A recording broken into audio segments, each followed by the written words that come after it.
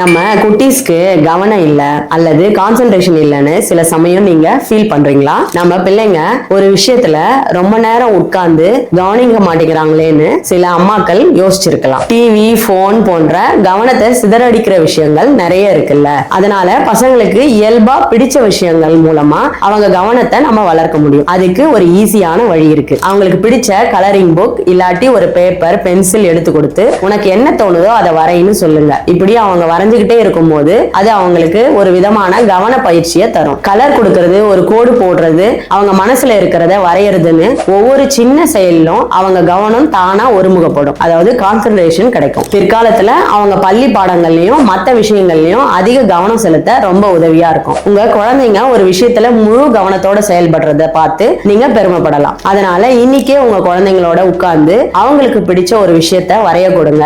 அவங்க கவனத்தை வளர்க்க இது ஒரு அருமையான வழி. உங்க குட்டீஸின் ஆரோக்கியமான எதிர்காலத்துக்காக தினமும் free tips and tricks message பெற விரும்புறீங்களா? ஸ்கிரீன்ல தெரிகிற நம்பருக்கு ஹாய்னு வாட்ஸ்அப் பண்ணுங்க அல்லது கீழே டிஸ்கிரிப்ஷன்ல ஃபர்ஸ்ட் கமெண்ட்ல இல்ல பயோல இருக்கிற லிங்கை கிளிக் பண்ணி எங்க சூப்பர் மாம் கம்யூனிட்டியில சேர்ந்துக்கோங்க.